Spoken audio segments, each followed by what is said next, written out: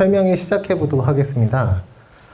저희 기판학문회원이 2021년도부터 2025년도까지 5년차가 되는 학원인데요. 5년 동안 설명회를 진행하면서 항상 느낀 건 날씨가 화창하면 이렇게 화창한 날 설명회를 들으러 오실까 하는 걱정을 하고, 또 반대로 날씨가 안 좋으면 이렇게 날씨가 안 좋은데 설명회를 과연 들으러 오실까 하는 걱정으로 항상 설명회 되기 전까지 좀 설렘 반, 이제 걱정 반, 이렇게 학부모님들을 기다립니다.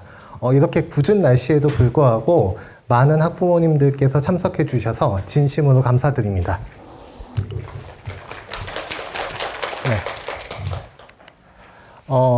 저는 기판학문회원 대치원장을 맡고 있는 이준기입니다. 일반적인 연사 소개와 다르게 프로필 사진을 넣지 않은 이유는 제 이름이 이준기이기 때문에 그렇습니다. 네, 그래서 굉장히 부담스러운 이름이기 때문에 사진을 항상 넣지 않고 신비주의로 가고 있고요. 원래는 이제 기판학문회원을 기획하고, 그리고 기판학문회원 대치원장을 맡아서 저희가 이제 대치동에 총 6개의 기판학문회원이 있죠. 초등 1관, 2관, 3관, 글쓰기 센터, 중등 1관, 중등 2관, 이렇게 6개의 학원이 있는데 그 6개의 학원을 맡고 있습니다. 그리고 이제 최근에는 분당 원장도 같이 맡고 있습니다. 그래서 분당원 초등관, 중등관 이렇게 해서 총 8개의 학원을 관리하고 있습니다. 이제 원래는 이제 보통 사람의 글쓰기라고 하는 글쓰기 책을 쓰고 학생들한테 글쓰기를 알려주고 성인들을 대상으로 한 글쓰기 강연을 하던 사람이기도 합니다. 자, 일단 설명회의 기본적인 개요를 한번 설명을 드려볼게요. 기판학문회원 커리큘럼을 소개하기 전에 대입과 관련된 이야기를 3가지 한번 해보려고 합니다. 초등 학부모님들을 대상으로 해서 대입과 관련된 이야기를 하기엔 너무 먼 이야기 같이 들리는데요. 아무래도 저희 커리큘럼을 이해하기 위해서는 현재 대입 구조가 어떻게 짜여져 있고, 그리고 저희가 이해하는 대입의 핵심이 무엇인지를 좀 설명드려야 기판학문회원이 커리큘럼이 이런 식으로 짰구나 라는 게 이제 이해가 되실 것 같아서 항상 대입과 관련된 이야기를 길게 하고, 기판학문회원 설명은 사실 조그맣니다. 그래서 아마 이 시간이 한 1시간 정도 될 거고요. 커리큘럼 소개는 한 30분 정도 될 겁니다. 자, 글쓰기 센터에 대한 소개는 아주 간단하게 진행하고 마무리를 해보도록 하겠습니다. 대입을 관통하는 3가지 공식이라는 주제로 이제 주제를 가져왔습니다. 실제로 제가 대치동에서 이제 학원을 운영하면서 여러 학부모님들하고 얘기하면서 느낀 건, 학부모님들께서 대학 입시를 일종의 수학 공식처럼 공식화하려고 하신다. 그래서 초등학교 때는 어딜 보내야 되고, 중학교 때는 어딜 보내야 하고, 그리고 고등학교 때 어느 정도의 학원에서 어느 정도의 점수가 나와야 이 정도의 대학은 노려볼 수 있다 라는 걸 일종의 공식화해서 이제 좀 학생들을 교육시키시더라고요. 그래서 대입을 관통하는 3가지 공식, 제가 생각하는 대입을 좀 이해하기 위한 3가지 키워드 정도를 가져와 본 겁니다. 일단 첫 번째로는 대학으로 가는 길이 재학생은 수시, 그리고 졸업생은 정시로 고착화되는 현상이 너무 이제 확장됐다. 이런 주제를 가지고 한번 이야기를 해보도록 하겠습니다. 일단 여러 학부모님들께서 아시겠지만 수시와 정시 제도를 간단하게 설명하면, 정시 제도는 수능으로 대학을 가는 제도를 이야기하고요. 수시 같은 경우에는 학생부 교과, 학생부 종합이라고 되어 있지만 고등학교의 학교 성적과 고등학교의 생활 기록을 가지고 대학을 가는 제도를 이야기합니다. 그래서 수시와 정시 제도로 나뉘어져 있고, 정시는 재수생들에게 열려있고 반대로 수시는 재학생들에게 열려있는 제도라고 조금 이해하면 편할 것 같아요. 자, 수시 전형 같은 경우에는 학생부 교과, 학생부 종합 이렇게 둘로 크게 나눠져 있는데, 교과와 종합을 간단하게 설명하자면 교과 같은 경우에는 교과 등급 위주, 그러니까 정량평가가 이루어지는 이제 전형이라고 생각하면 됩니다. 그러니까 내신이 1.1등급인 학생이 있고 내신이 1.2등급인 학생이 있으면 대학에서는 1.1등급인 학생은 붙이고 1.2등급인 학생은 떨어뜨리는 정량적 평가가 이루어지는 제도라고 생각하시면 됩니다. 그럼 아무래도 내신을 따기에 유리한 학교가 좋겠죠? 그래서 대체로는 일반 고등학교에서 학생부 교과 전형으로 대학을 가는 학생들이 많습니다. 반대로 학생부 종합 전형이라고 하는 건 이렇게 내신 점수가 아니라 여러 가지 활동들을 기초로 해서 학생들을 평가하는 제도입니다. 우리는 그거를 그냥 뭉뚱그려서 비교과라고 불러요. 그래서 비교과 위주로 점수가 나오기 때문에 내신 등급이 조금 부족하더라도 활동을 많이 하고 다양한 활동을 통해서 뭐 진로와 적성에 대한 어떤 꿈이 굉장히 크면 그런 학생들 같은 경우에는 조금 더 이제 주관적인 평가에서 높은 점수를 받을 수 있겠고, 그래서 대학을 가기에 아무래도 유리할 수 있겠죠. 그러다 보니까 자사고를 비롯해서 여러 학교들, 조금 더 활동들이 다채롭게 구성되어 있는 학교들에서 이 학생부 종합 전형으로 대학을 가기가 조금 더 유리합니다. 그래서 이렇게 학생부 교과와 학생부 종합 전형으로 학생들이 대학에 가는데, 일단 기본적으로 그러면 전체 대학에서 수능으로 대학을 가는 학생들의 비중이 어느 정도 되는지 한번 살펴볼 필요가 있어요. 전체 대학이라고 하면 전국에 있는 대학들을 이야기합니다. 전국 대학에서 수능으로 대학을 가는 학생들의 숫자는 18.5% 정도 됩니다. 생각하기에 따라서는 비중이 낮다, 비중이 높다, 좀 판단이 다를 수 있겠지만 절대적으로 봤을 때는 그렇게까지 높은 숫자라고 보기는 어렵습니다.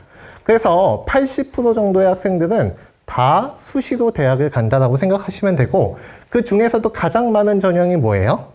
바로 학생부 교과 전형입니다. 근데 우리는 아마 어머님들께서 지금 교육에 관심이 많으시기 때문에, 그리고 아직 초등학생 자녀를 두고 계시기 때문에 전국에 있는 대학보다는 좋은 대학들, 이제 주요 15개 대학을 조금 더 관심 있게 보실 텐데, 이 주요 15개 대학에서 수능으로 대학을 가는 학생들의 비중은 40%까지 늘어납니다. 그리고 수시 같은 경우에는 전체 60%에 해당되고요. 학생부 교과 전형은 굉장히 축소된 형태로 이루어집니다.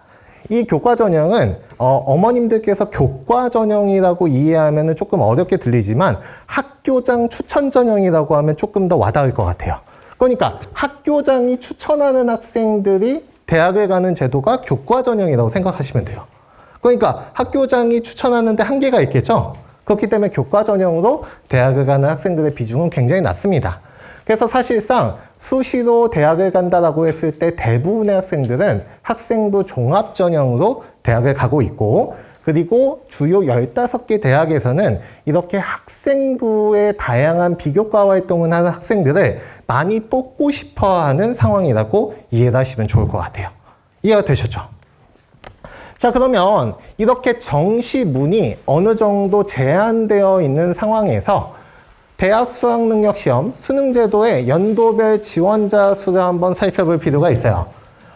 대체로 우리가 학령 인구가 감소하고 있다는 걸 알고 있기 때문에 이 그래프가 우하향할 거라고 예측하기가 쉬워요. 근데 여기 빨간색 구간을 보면은 조금 반등하고 있는 모습을 보실 수 있죠. 실제로 이 반등하는 구간을 조금 더 이제 Y축을 촘촘하게 해서 보면 이렇게 상승하는 모습을 확인할 수가 있습니다. 지원자가 오히려 늘어나고 있어요. 이상하죠? 그러면 이 지원자가 늘어난다는 건 학령 인구가 증가하고 있냐, 애를 더 낳았느냐, 그건 아니라는 거죠. 한번 연도별 출신 비율을 따져보면 조금 더 이해가 됩니다. 2015년에서 2025년도까지 기본적으로 재학생의 숫자는 70%에서 65%로 5%가 떨어집니다. 반대로 졸업생의 비중은 27%에서 31%로 늘어나고요. 그리고 또 여기 검정고시 등이라고 되어 있죠. 이 검정고시 출신자들의 비중도 2.8%에서 3.8%로 1% 늘어납니다.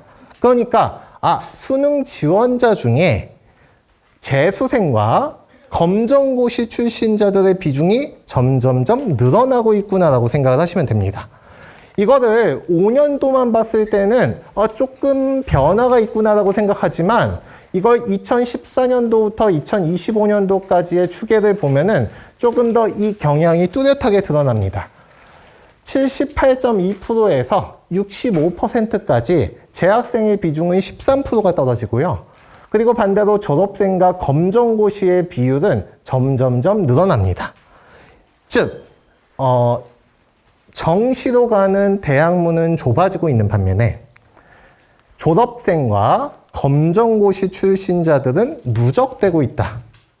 그렇기 때문에 우리가 정시로 가는 길이 좁아지고 N수생이 누적되면서 점점점 실력을 갖춘 학생들, 졸업생들이 좋은 대학에 가기 위해서 계속해서 수능을 재수, 3수, 4수 이렇게 시험을 계속 시도하는, 시험을 계속 보는 현상이 일반화되고 있고, 재학생들 같은 경우에는 아무래도 N수생과 경쟁하기가 좀 어렵겠죠. 그렇기 때문에 재학생들 같은 경우에는 수시로 빠져서 애초에 수시 공부를 하고, 그리고 나서 내신을 망쳤다. 내신을 망쳤다라고 하면은 그냥 검정고시로 돌아서야 되겠다. 라고 학교를 나와서 검정고시를 보는 학생들이 점점 늘어나고 있다라고 생각을 하시면 됩니다. 자, 두 번째로 가보도록 하겠습니다. 대입제도가 이번에 개편되면서 여러 가지 이제 혼란들이 있고, 학부모님들께서 대입제도의 변화에 대해서는 유튜브나 다양한 영상 등을 통해서 이미 정리된 바가 있을 거예요.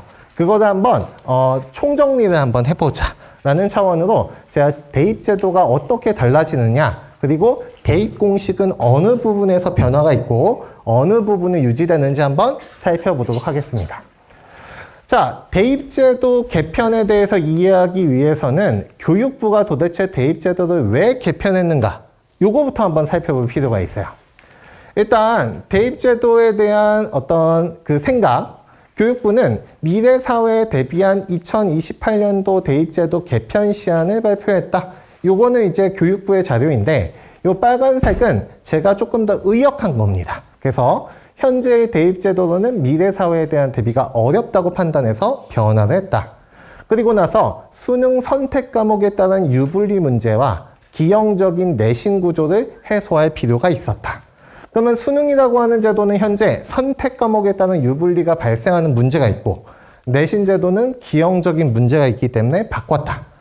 내신의 논서술 평가를 늘려서 사고력과 문제 해결력을 키울 것이다. 그러니까 객관식 위주의 현행 평가 제도로는 한계가 있다. 이런 류의 어떤 의미를 담고 있다고 보시면 됩니다. 그리고 나서 이 대입제도라고 하는 걸 개편할 때 핵심은 결국 이 고교학점제입니다. 이 고교학점제가 어떤 속성을 지니고 있느냐를 이해하면 수능과 수시제도를 왜 바꿨는지가 이해가 조금 더 명확하게 됩니다. 일단 이 고교학점제라고 하는 건 어떤 변화를 내포하고 있느냐 한번 살펴보겠습니다. 일단 졸업 기준과 수업 시간에서 2890시간에서 2560시간으로 시간이 많이 줄어들었죠. 학업 부담을 감소시켜줬다라고 생각하시면 됩니다. 그리고 나서 시간표상에서의 변화가 큽니다. 원래는 학급별로 시간표가 정해져 있었어요. 근데 이제 2025년도가 되면 학생 개인별로 시간표를 짜죠. 이렇게 학생 개인별로 시간표를 언제부터 우리가 짜서 수업에 들어왔었죠? 대학교 때. 맞죠? 우리가 대학교 때 뭐 주3파니, 주4파니, 주5파니 해서 시간표를 몰아서 듣거나 벌려서 듣거나 하면서 시간표를 알아서 학생 개인별로 선택해서 들어본 경험들이 다들 한 번씩 있을 거예요. 그게 바로 고교학점제의 취지라고 생각하시면 됩니다. 내신평가는 상대평가 9등급제에서 상대평가 5등급제로 변화가 됩니다. 이 고교학점제라고 하는 건 원래 취지가 무엇이냐? 학생들이 자신의 진로와 적성에 맞춰서 원하는 과목을 선택해서 듣게끔 하겠다 라는 취지를 가지고 있습니다. 그렇기 때문에 학생들의 자유로운 선택이 핵심인 제도라고 보시면 좋을 것 같아요. 근데 한번 볼게요. 수능제도는 어떤 문제가 있느냐? 현재 수능제도는 선택 과목 체계를 가지고 있는데, 학생들이 자신의 진로와 적성에 맞는 선택을 지원하기보다는 점수를 얻기 위한 유리한 특정 과목으로 쏠리는 문제가 있다 라고 되어 있어요. 근데 이 쏠림이라고 하는 게 도대체 어느 정도로 심하냐? 지구과학 1은 33.7%인 반면에 물리학 2 같은 경우에는 0.6%밖에 선택을 하지 않아요. 그러니까 학생들이 자신의 진로 적성에 맞춰서 선택을 하는 게 아니라 학생들이 대학을 가기에 유리하거나 불리한 기준을 가지고 대학에 가기에 조금 불리한 과목이라면 선택을 안 하는 경향이 두드러지고 고착화돼 있다는 거죠. 그렇기 때문에 이런 제도 같은 경우에는 어떤 문제가 있느냐? 우리가 수능에서 어떤 과목을 본다, 보지 않는다에 따라서 우리가 고교학점제에서도 그 과목을 선택하면 수능에서 볼 테니까 유리하고, 그리고 반대로 고교학점제에서 내가 과목을 선택하고 싶어도 수능에서 채택하지 않는 과목이면 아무래도 선택하기가 불리하겠죠. 그렇기 때문에 입시에서 어떤 과목을 선택하느냐 선택하지 않느냐에 따라서 고교학점제에서 그 과목을 듣고 안 듣고의 유불리가 발생하기 때문에 수능에서 선택이라고 하는 제도를 놔둔 이상 이제 문제가 발생할 수밖에 없다는 거죠. 그래서 자, 한번 볼게요. 자, 현재 수능 국어를 기준으로 해서 선택이 어떤 식으로 이루어지는지를 한번 살펴보도록 하겠습니다. 현재 수능 같은 경우에는 100점 만점으로 객관식 45문항을 이제 이제 시험을 본다라고 생각하시면 됩니다. 이 중에서 75%에 해당되는 게 공통 과목이고 25%에 해당되는 게 선택 과목입니다. 그리고 나서 75%에 해당되는 이 공통 과목은 비문학이라고 부르는 독서, 그리고 문학으로 50%씩 양분됩니다. 그래서 75%에 해당되는 34문항을 공통 과목으로 보고, 그리고 나서 25%에 해당되는 선택 과목을 화법과 작문 또는 언어와 매체 둘 중에 하나를 선택해서 듣게끔 되어 있습니다. 화법과 작문, 언어와 매체 중에서 언어는 문법에 해당됩니다. 그렇기 때문에 아무래도 화법 작문에 비해서 언어와 매체가 조금 더 난이도가 높은 편에 속하고, 만점을 받는 학생들 혹은 상위권 학생들을 기준으로 놓고 봤을 때에는 언어와 매체를 선택해서 좋은 점수를 받는 게 화법과 작문을 선택해서 좋은 점수를 받는 것보다 대학에 가기에 유리합니다.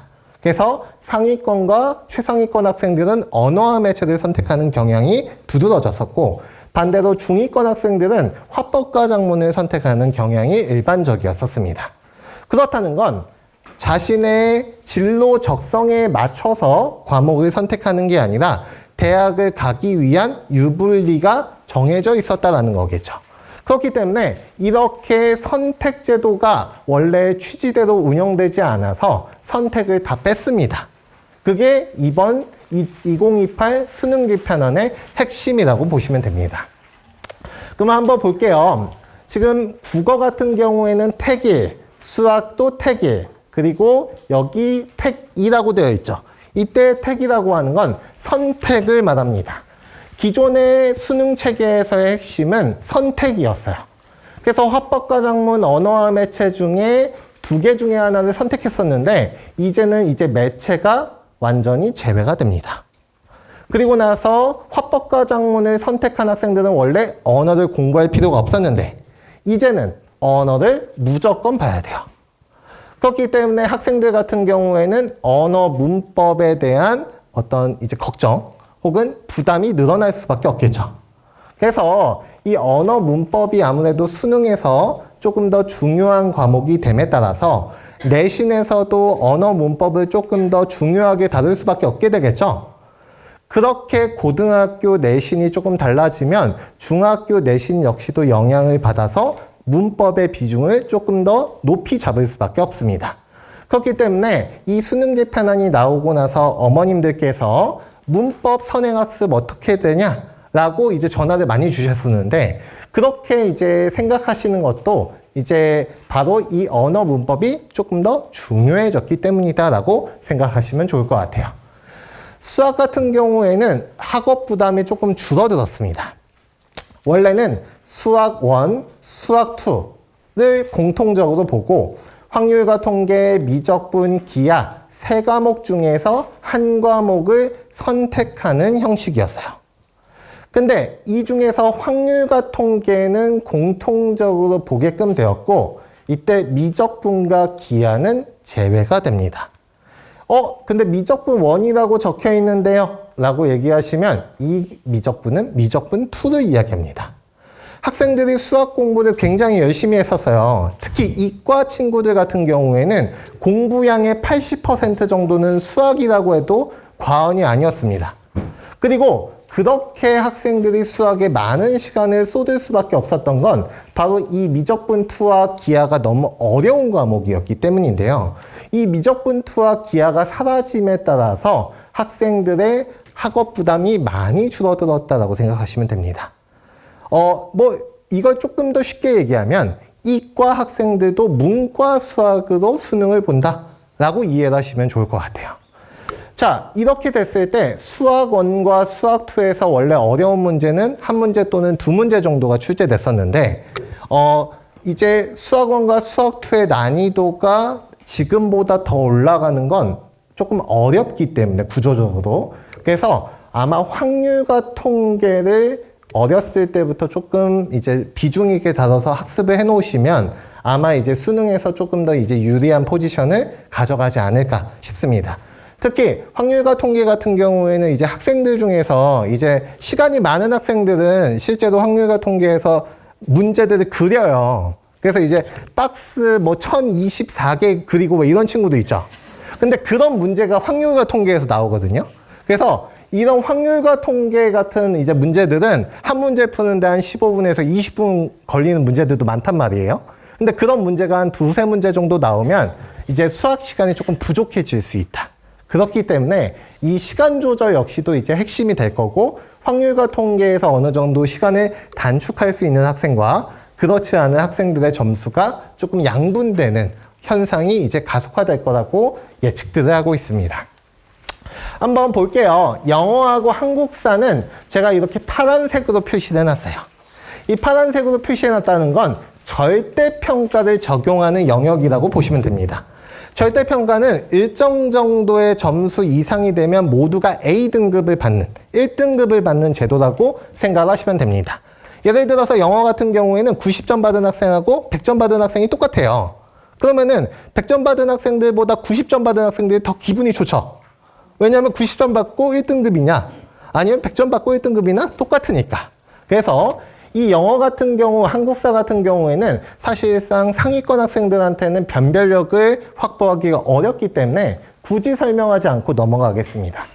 탐구 과목은 가장 많은 변화가 있었던 과목이에요. 원래는 사회하고 과학, 사회 같은 경우에는 9과목, 과학 같은 경우에 8과목, 총 17과목에서 최대 2과목을 선택하게끔 되어 있었습니다.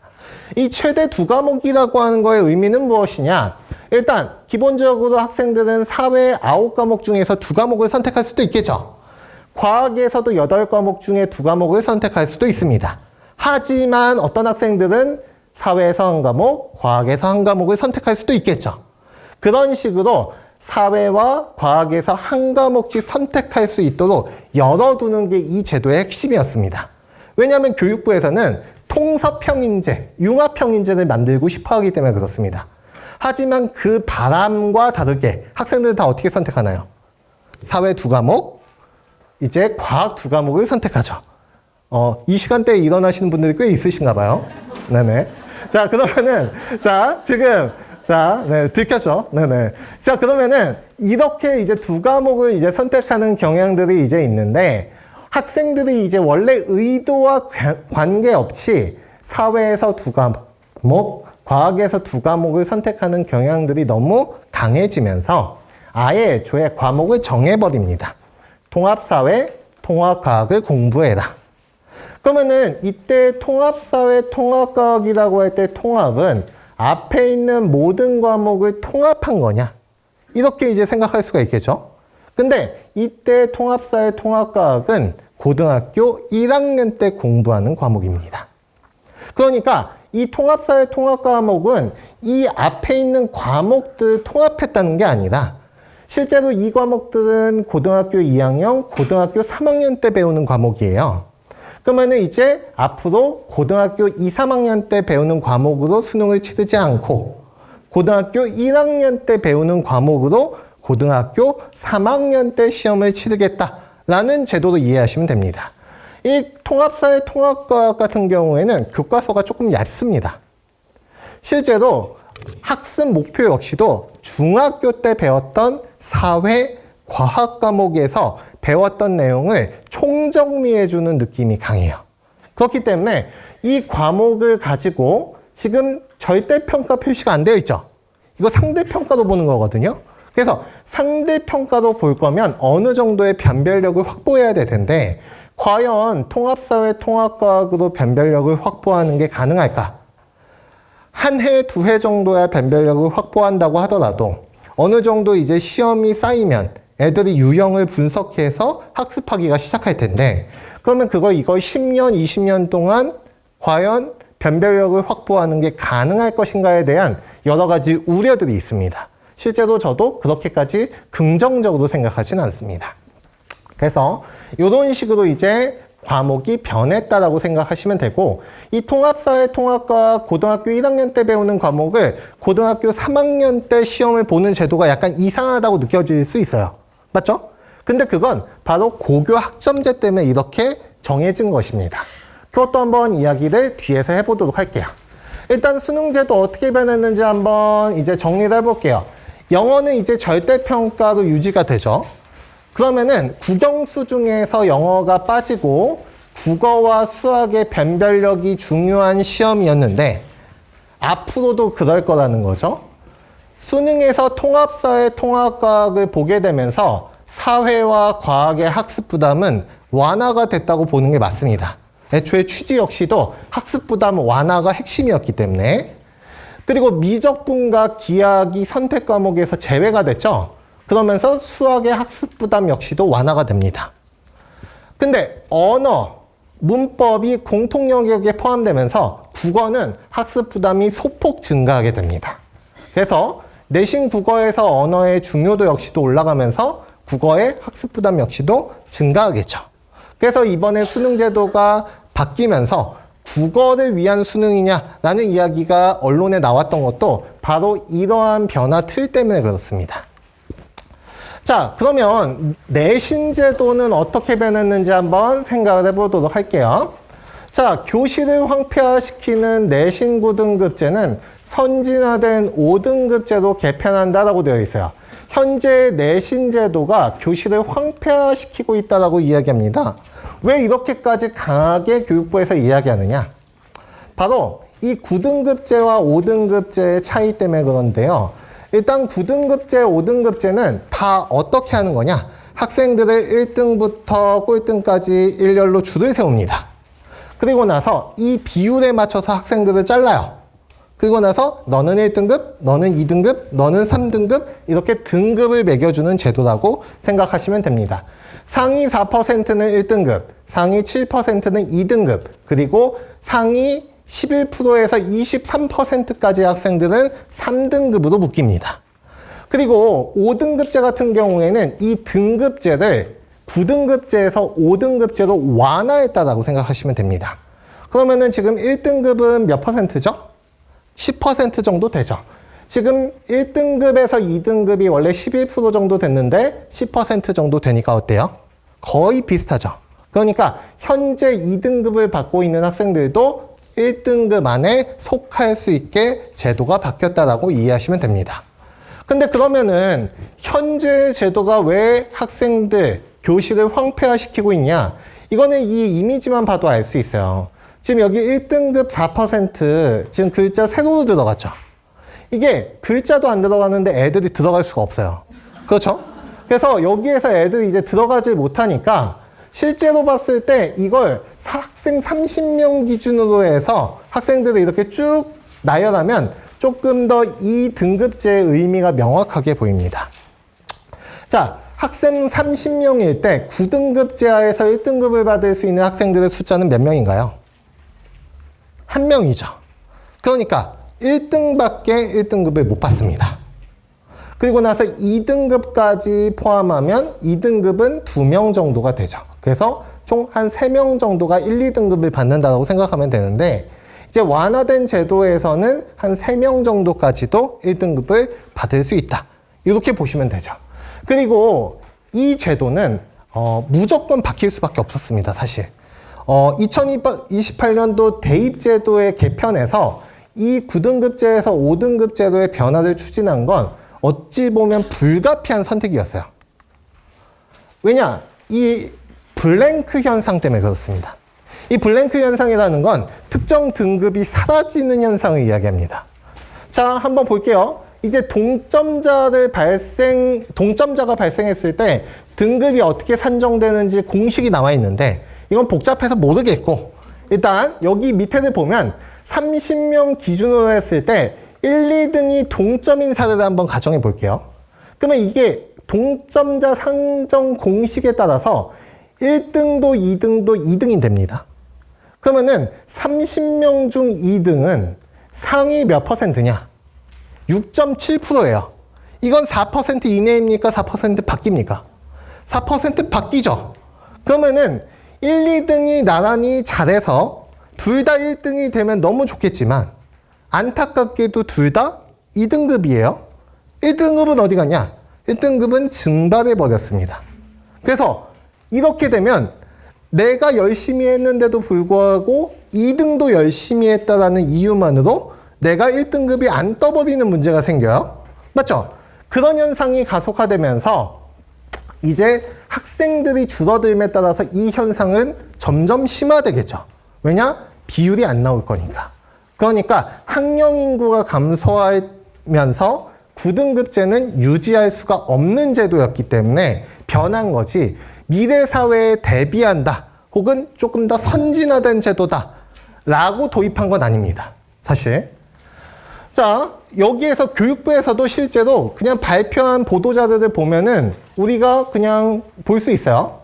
자, 여기에서 지금 급격한 학령 인구 감소 상황에서 소규모 학교에 불리하다라고 되어 있죠. 왜냐? 현행 9등급제에서는 학생 수가 적은 소규모 학교에서는 1등급이 안 나옵니다. 그렇죠? 그러니까 1등급이 안 나오고 전교 1등이 2등급이 떠버리는 문제가 생기는 거예요. 그러니까 그런 류의 문제가 생기기 때문에 소규모 학교에서도 어느 정도 1등급이 나오도록 이제 상대평가 제도를 완화해야 되겠다라는 거죠. 그리고 앞으로 우리가 논서술형 평가를 조금 더 늘려나가고자 할 때 학생들을 일렬로 줄 세우는 상대평가로는 교육부가 늘리고자 하는 논서술 평가를 할 수가 없기 때문에 9등급제를 5등급제로 완화한다는 의미를 가지고 있습니다. 자, 아까 우리가 고교학점제의 핵심은 자유로운 과목 선정이라고 이야기했어요. 근데 원래 고교학점제라고 하는 게 취지대로 운영되기 위해선 자유롭게 선택을 해야 된다. 즉, 선택에 따른 유불리가 절대로 발생해서는 안 됩니다. 선택에 따른 유불리가 발생하지 않기 위해선 평가제도를 어떤 제도를 써야 됩니까? 절대평가를 써야 되겠죠. 그러니까 절대평가를 해야만 고교학점제는 취지대로 운영이 됩니다. 하지만 원래 교육부는 고1 공통과목은 9등급 상대평가를 그대로 유지하고 고2, 3 선택과목은 절대평가를 하는 방안을 검토하다가 폐기했습니다. 근데 이 절대평가를 폐기한 이유는 바로 이제 여러 가지 여론을 들었기 때문이에요. 자, 한번 가정을 해볼게요. 우리가 앞에서 첫 번째 공식에서 학생들이 고등학교 때 재학생 때는 어떤 제도로 대학을 간다라고 얘기했죠? 수시로 대학을 간다라고 얘기했죠. 정시로 대학을 가려면 학생들이 검정고시를 치르거나 아니면 재수를 하는 경향이 일반적이라고 얘기했죠. 그렇게 되는 이유는 학생들이 일단 고등학교 때 내신으로 대학을 못 가면 이탈해버리기 때문입니다. 여기 고1 학업 중단이라고 하는 표현이 바로 이탈을 이야기합니다. 고등학교 1학년 때 만약에 우리가 상대평가를 하고 고등학교 2, 3학년 때도 상대평가를 하는 현행 제도를 유지한다고 생각해 봅시다. 그럼 학생들이 고등학교 1학년 때 내신을 망쳐요. 그래도 괜찮습니다. 왜냐하면 고등학교 2, 3학년 때 상대평가를 또 할 거고 어느 정도 내신이 복구가 되겠죠. 그리고 나서 학종에서 우리가 학생부 종합평가를 하면은 스토리를 짤 수 있어요. 이 학생은 원래 고등학교 1학년 때는 학업에 대한 의욕과 어떤 그런 게 없다가 고등학교 2학년 때 자신의 진로와 적성을 찾고 이제 열심히 공부를 해서 점수가 늘었습니다. 라고 얘기하면 스토리가 되잖아요. 그래서 학종으로 대학을 갈 때 어느 정도 복구가 됐습니다. 근데 문제가 무엇이냐? 고등학교 2학년, 3학년 때 절대평가를 만약에 치르게 되면 학교에서는 어떻게 해요? 내신 부풀리기를 하겠죠. 그래서 점수를 많이 주게 돼요. 그러면은 학생들이 고등학교 1학년 때 성적이 만족스럽지 않으면 고등학교 2학년, 3학년으로 가봤자 내신 제도로 대학을 가는 게 불가능해지겠죠. 그러면은 고등학교 2학년, 3학년 때 학교에 남는 게 아니라 어디로 가요? 대성학원으로 뛰어간다는 거예요. 맞죠? 그렇기 때문에 자, 학생들이 고등학교 1학년 학업 중단을 하는 게 더 증가할 수 있다. 이미 증가 추세이지만 더 증가할 수 있기 때문에 이걸 도입하면 안 된다라고 얘기하는 거예요.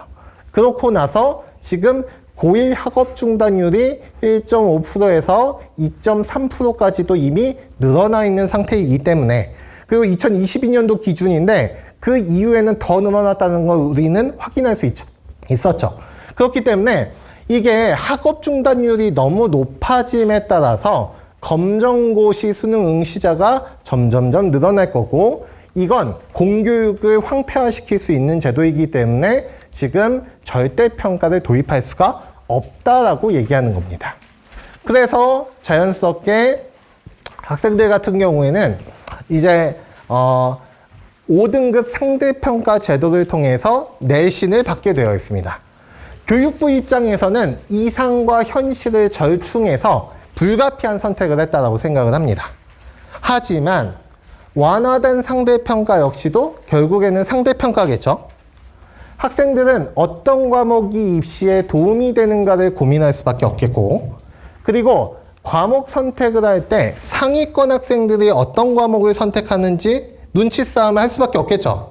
왜냐하면은 전교 1, 2등이 선택한 과목을 굳이 내가 선택해서 들어갈 필요가 없으니까. 그래서 학생들의 눈치 싸움이 어느 정도 치열할 것이고 그러면 자연스럽게 선택에 따른 유불리가 발생하고 과목 선택 시에 학생들이 눈치 싸움을 한다는 건 교육부에서 이야기하는 이제 고교학점제의 취지와 벗어나기 때문에 이 고교학점제 제도는 사실상 이제 원래 취지랑은 벗어난 게 아니냐. 그러니까 망한 제도가 아니냐라는 이야기를 많이 하는 이유가 바로 그런 것 때문입니다. 그리고 실제로 이 고교학점제라고 하는 게 자연스럽게 운영되기 위해서는 학생들이 고등학교, 대학교와 다르게 고등학교 때는 학생들이 공강이라는 개념이 없잖아요. 대학교 때는 공강이라는 개념이 있죠. 공강이라는 게 왜 발생하냐? 과목을 선택하다 보면 그 시간대에 그 수업이 안 깔려 있으니까. 근데 고등학생들은 공강을 해놓으면 안 되죠. 왜냐? 학점을 다 채워야 되니까. 그럼 공강을 안 하면 그 시간대에 무조건 들어야 되겠죠. 그러면 그 시간대에 개설되어 있는 과목이 막 수십 개가 아니잖아요. 한 두세 개 된단 말이에요. 그럼 두세 개 중에 하나 선택하는 건데 진로와 적성에 맞춰서 선택하는 게 말이 안 되죠. 그러니까 선택권이 소폭 늘어났긴 했지만 애초에 공강이라고 하는 제도가 있는 대학교와 다르기 때문에 고등학교는 원래 학점제를 도입하기가 대단히 어렵습니다. 그렇다면 과감히 수업 이수 수를 절반으로 줄이거나 이런 어떤 혁명적 변화가 필요한데 사실 그런 변화를 이제 하진 않았기 때문에 사실상 이 변화가 좀 이제 조금 부족한 변화였다고 저는 생각을 합니다. 자, 그리고 우리가 한번 볼게요. 학생부 종합전형과 학생부 교과전형이라고 하는 게 두 개가 있다고 말씀드렸어요. 근데 현재 교과전형에서 대학별로 어떤 요소들을 반영하는지를 제가 정리해서 가져왔습니다. 그러니까 서울대 같은 경우에는 지금 현재 교과전형으로 아이들을 뽑을 때 무엇을 보느냐? 서류와 수능 최저 등급과 면접을 본다라고 이해하시면 돼요. 맞죠? 그러면은 원래 이 교과 전형이라고 하는 건 근데 앞에서 뭐라고 설명했어요? 정량평가가 이루어지는 과목이라고 선택했어요. 그래서 내신 1.1등급이 내신 1.2등급보다 더 유리하니까 1.1등급은 붙고 1.2등급은 떨어지는 제도 아니냐 라고 얘기했잖아요. 근데 문제는 내신만 보는 게 아니라 다 본다라는 거예요.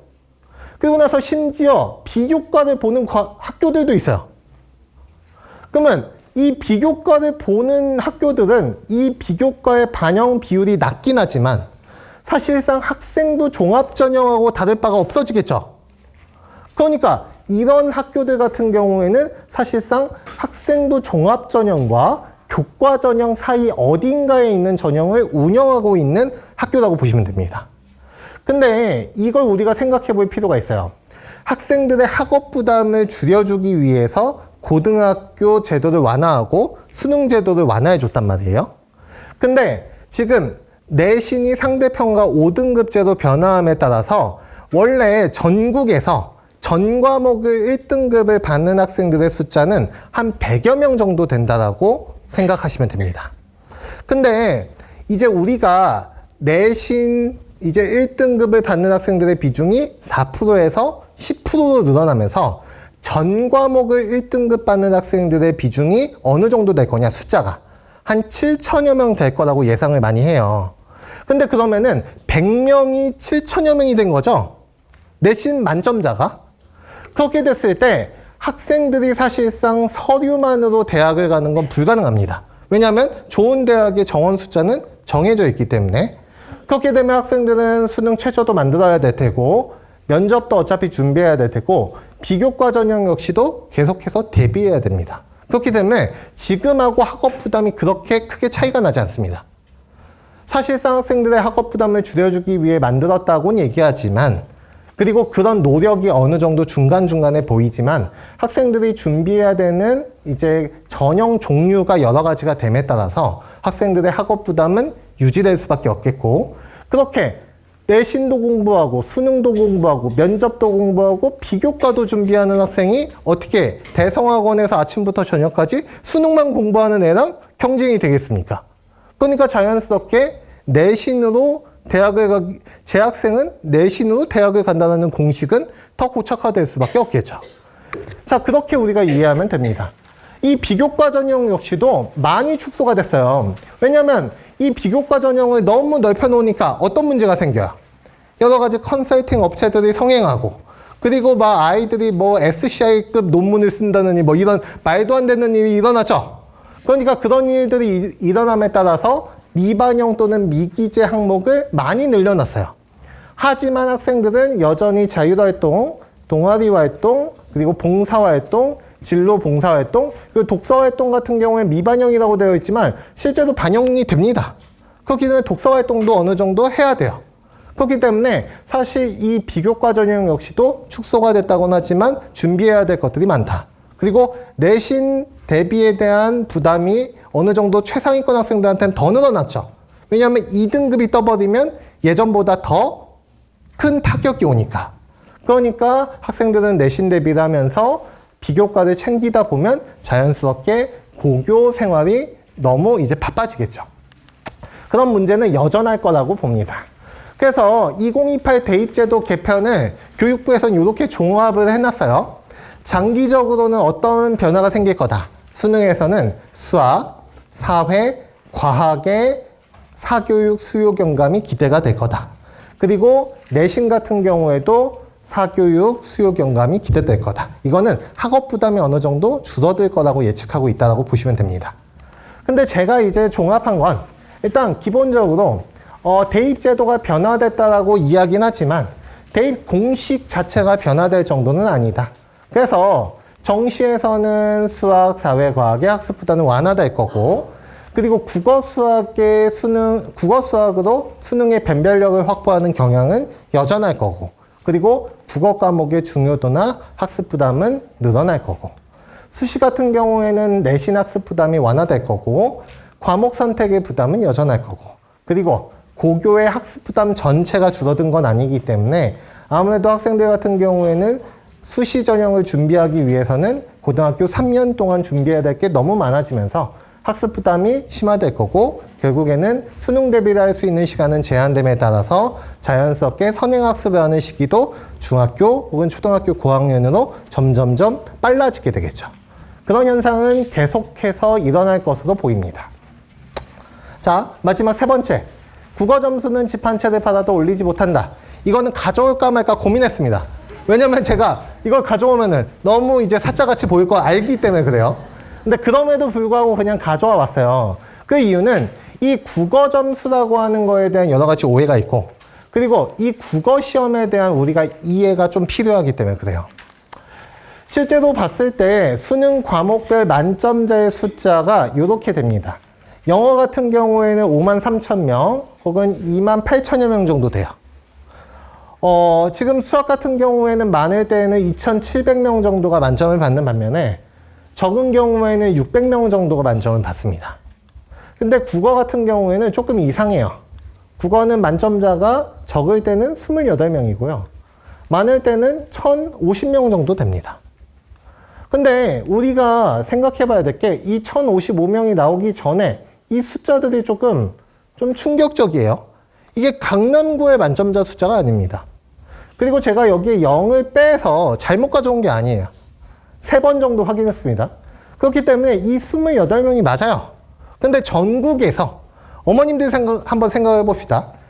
이 시험에 객관식과 주관식이 섞여 있는 시험이 아니라 객관식만 있는 시험이잖아요. 객관식이 총 몇 문제라고 말씀드렸죠? 45문제라고 얘기했죠.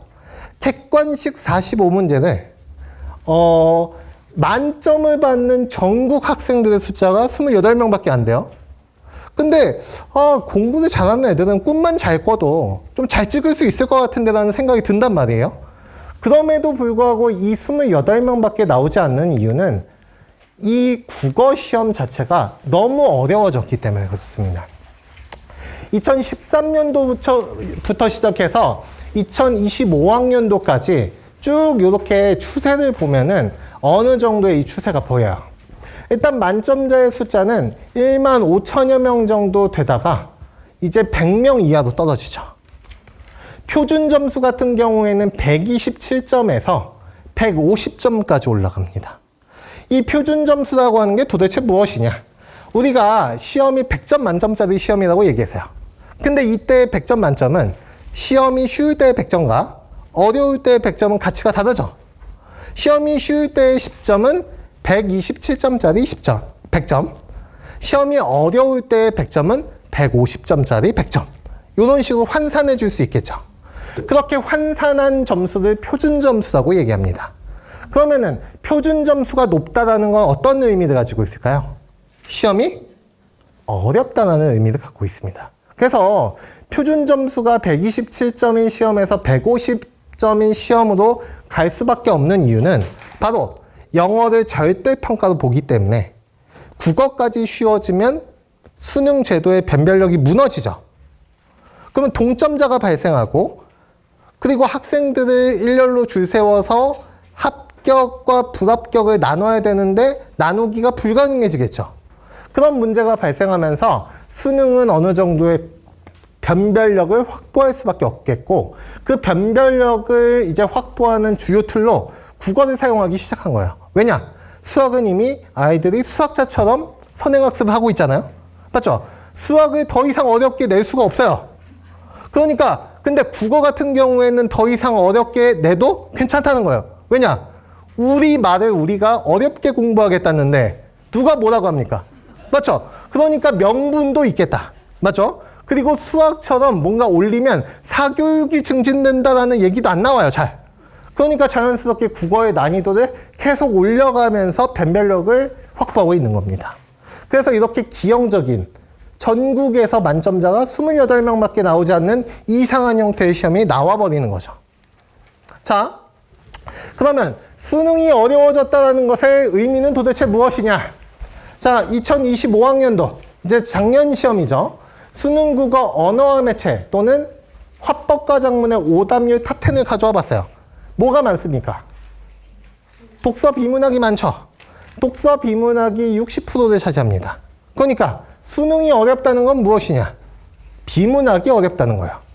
근데 이거를 제가 이거 2024년도 것도 가져와 봤어요. 근데 이때는 조금 이상하죠?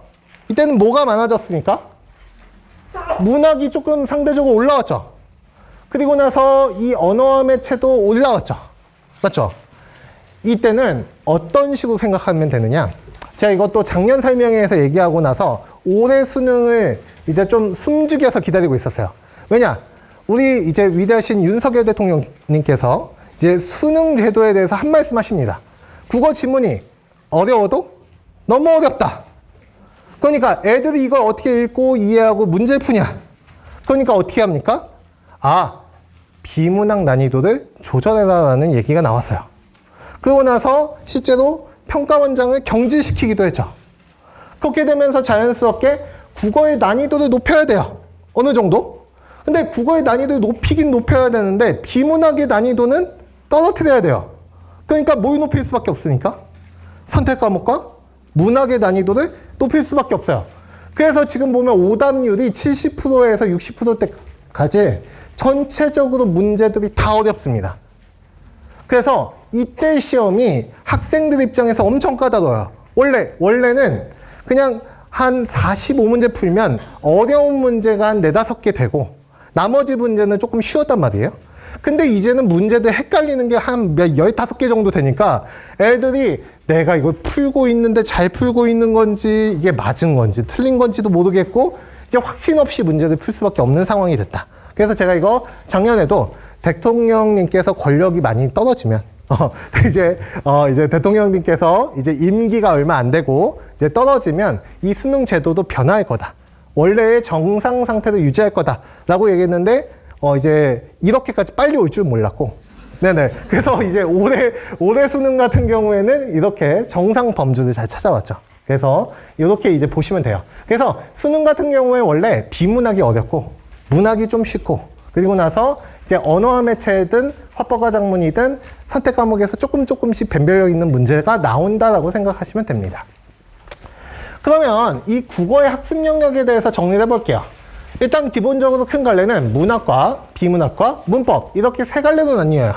그리고 나서 문학 같은 경우에는 현대, 고전, 운문, 산문으로 4갈래가 나오고 그리고 독서 같은 경우에는 인문, 사회, 과학, 기술, 예술 이 5개의 영역 중에서 요즘에는 인문과 예술을 결합해서 지문이 하나 나오고 그리고 과학과 기술이 결합해서 지문이 하나 나오고 사회 지문이 하나 나오죠. 그래서 3지문이 나오는데 사실 이거 영역별로 공부하는 애들은 거의 없습니다. 뭐가 나올지도 모르기 때문에. 그래서 사실상 독서 비문학이라는 하나의 영역으로 그냥 통합돼서 나옵니다. 그리고 나서 실제로 학생들은 문학, 4갈래, 독서, 문법 이렇게 3개를 공부하는 게 국어 학습 영역의 전체라고 생각하시면 돼요. 근데 우리가 어머님들하고 이제 이야기를 하다 보면 약간 오해가 서로 있을 수 있어요. 그 부분을 한번 제가 얘기를 해볼게요. 이 문학이라고 하는 거 이야기하면 학부모님들이 처음부터 떠올리는 게 감수성, 공감 능력 이런 류의 단어들을 떠올리기가 쉬워요. 그래서 우리 아이가 이제 남학생이다. 그러면 얘는 이제 드라마를 봐도 눈물 한 방울 흘리지 않아요. 그러면 이제 어머님들께서는 우리 아이를 내가 학원에 맡겼는데 선생님한테 당부 말씀을 좀 드려야 되겠다. 애가 문학적 감수성이 거의 없는 학생입니다. 그러니까 MBTI로 따지면 T예요. 그러니까 얘가 문학 영역에 대한 학습이 제대로 이루어질 수가 없을 것 같고 점수가 안 나올 것 같습니다. 그래서 문학을 많이 공부시켜 주세요라고 이제 설명을 많이 하신단 말이에요. 근데 실제로 이 문학 문제를 풀면 우리가 문학 영역에서 뭐가 필요한지를 이해할 수가 있어요. 자, 2020학년도 수능국어 45번 문제를 그냥 그대로 가져와 왔는데 보기를 한번 읽어볼게요. 새에서 새장에 갇힌 새는 일상의 안온함에 길들어 자유를 억압하는 일상을 벗어나지 못하는 현대인의 알레고리이다. 새 행동에 대한 묘사는 일상에 충실하면 충실할수록 잠재된 힘과 본질을 잃어가는 아이러니, 그리고 일상에 만족하며 자유로운 삶의 가능성을 외면하는 현대인의 모습을 보여준다라고 되어 있어요. 그러니까 우리가 일상에 충실하게 살아가면 살아갈수록 잠재된 힘과 자유를 잃어가는 모습을 이 보기에선 다루고 있죠. 그러면은 자, 요걸 한번 볼게요. 새 장문이 열려도 날지 않고 모의를 향해 달려갈 수 있을 때까지 걷는 새는 자신의 본질에 충실하다 보니 오히려 자유를 상실하게 되는 상황을 보여주는군. 참일까요? 거짓일까요?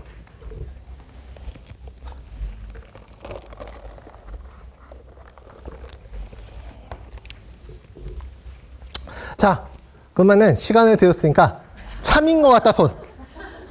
동그라미인 것 같다, 손 한번 들어봅시다. X인 것 같다, 손 한번 들어봅시다. 나는 관심 없다, 손 한번 들어봅시다. 네네, 농담이고요. 자, 그러면 지금 X도 많이 말씀을 해주셨죠. 그러면 이제 이 본질이라고 하는 단어를 잘 알고 있어야 돼요. 맞죠? 자, 우리가 의자의 본질은 무엇이냐 라고 얘기했을 때 의자를 언제 버리죠, 우린? 더 이상 앉게 되지 못했을 때 버리죠. 자, 의자의 본질은 앉는다라는 데 있기 때문이에요. 그러면은 새를 새이게끔 하는 거 바로 난다라는 데 있죠. 그러면 걷는 새는 자신의 본질에 충실한 겁니까? 충실하지 않은 겁니까? 충실하지 않은 거죠. 그래서 틀렸다. 정답 4번이다. 이렇게 풀면 되겠죠. 생각보다 어렵진 않죠. 자, 근데 우리는 이 문제를 풀면서 눈에 눈물 한 방울 묻혔냐? 우리가 그렇지 않죠? 이게 눈물 흘리면서 따뜻한 가슴으로 풀어야 되는 문제가 아니라는 거예요. 맞죠? 실제로 우리는 이런 류의 문제를 풀 때 그냥 간단한 문해력과 그리고 기초적인 사고력만으로 문제를 풀 수 있습니다.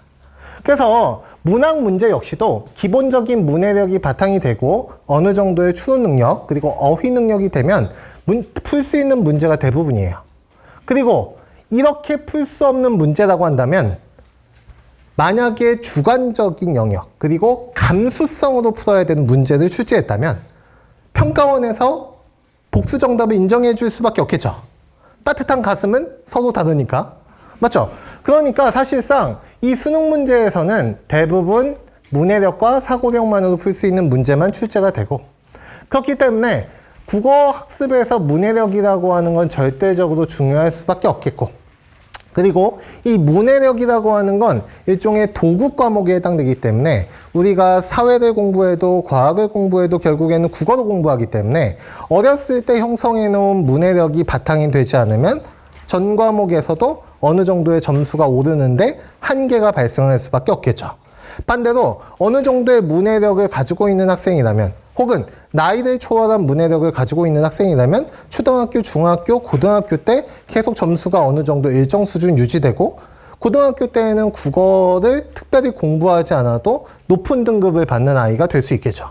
그런 아이들은 기본적으로 문해력이 바탕이 된 학생들이고 실제로 저희가 초등학교에서 공부 잘하는 애들이 저희 학원을 많이 다니잖아요. 근데 그런 학생들을 보면 실제로 저희 정기평가를 봤을 때 어떤 애들은 100점을 받고 어떤 애들은 20점대를 받고 이렇게 차이가 많이 난단 말이에요. 근데 그걸 우리는 학교 시험에서는 둘 다 똑같이 100점 이렇게 이해를 하죠.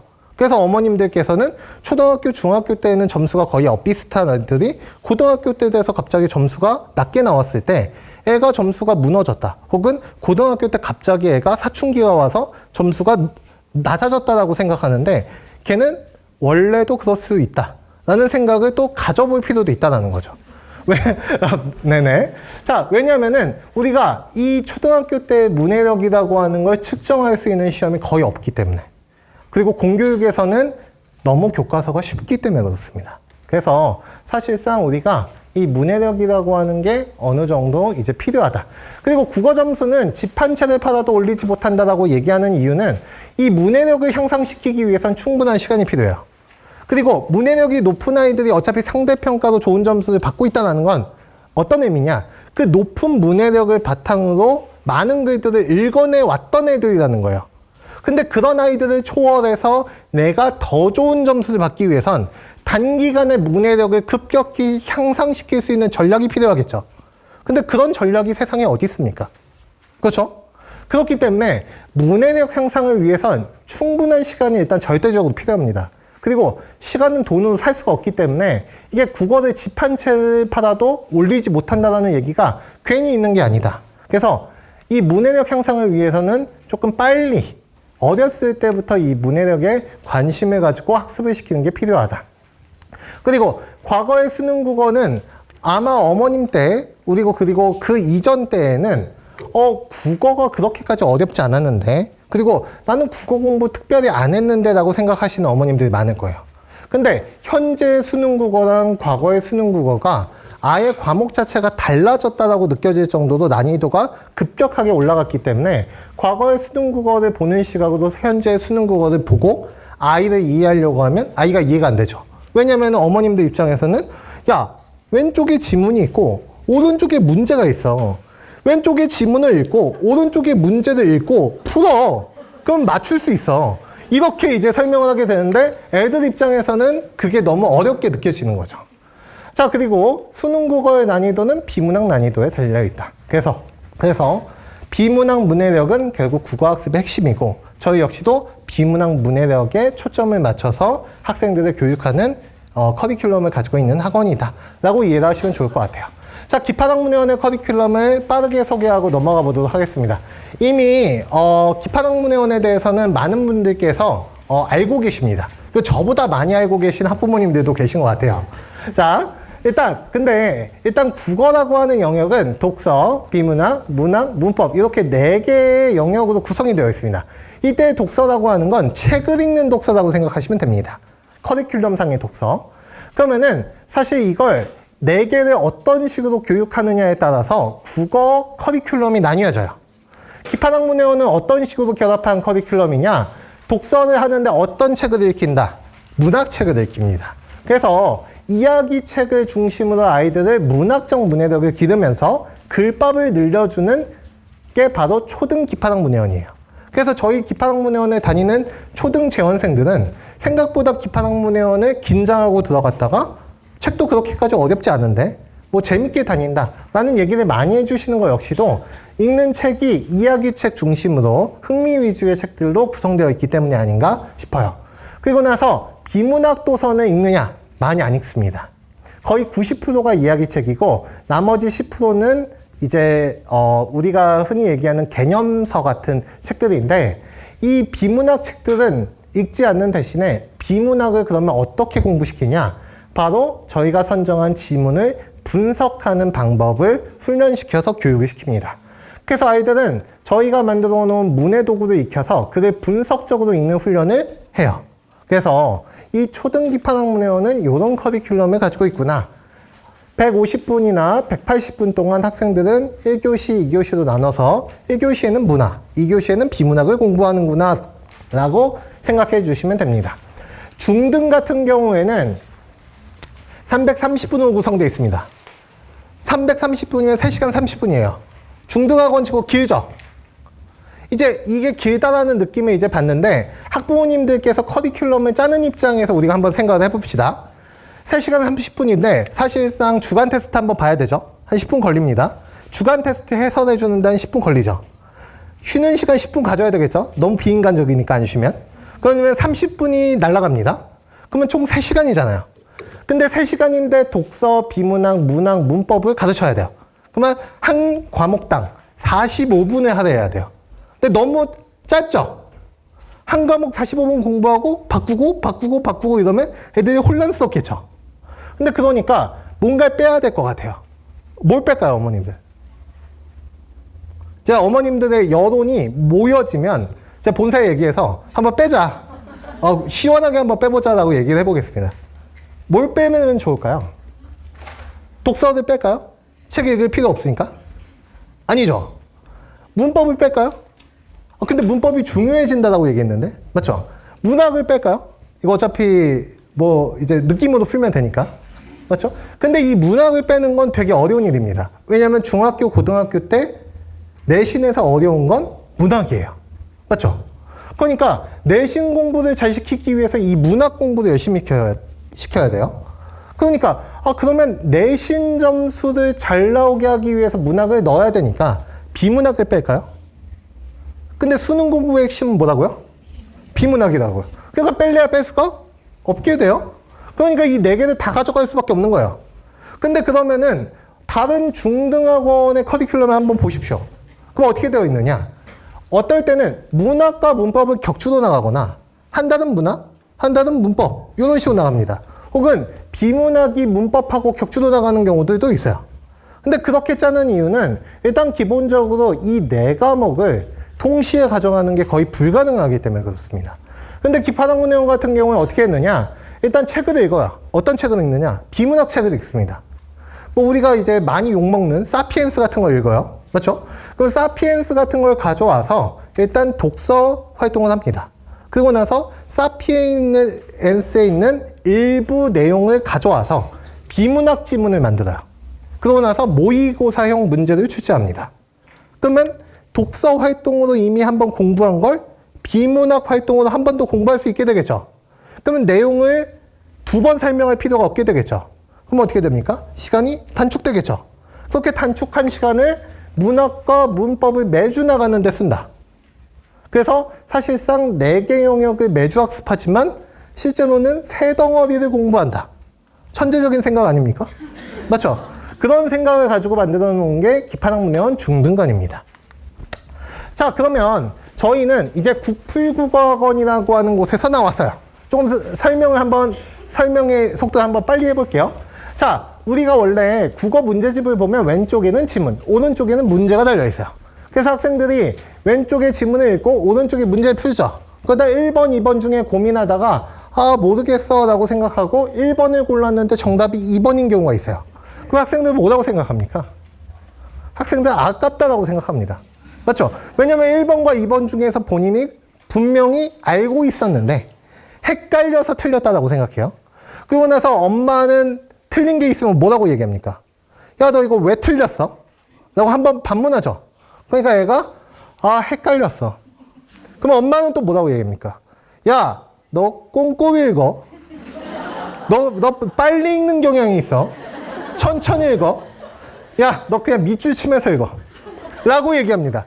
그렇게 이 국어 공부라고 하는 게 애들이 이 문제를 틀렸을 때 왜 틀렸는지에 대한 분석이 이루어져야 되는데, 근데 엄마도 사실 그 분석을 잘 모르고 애도 이거 대충 맞춘 것 같은데 둘 중에 헷갈리고, 그러니까 애들 입장에서는 헷갈린 게 되고 조금 더 집중해서 읽었으면 풀 수 있었을 것만 같고, 맞죠? 그렇게 돼서 이제 국어 공부가 그렇게 계속 이어져 오다 보면 어떤 현상이 되느냐? 국어는 감으로 푸는 거다. 혹은 그날의 일진과 운수가 중요하다라는 얘기까지도 돼요. 그래서 수능날의 컨디션이 중요하다.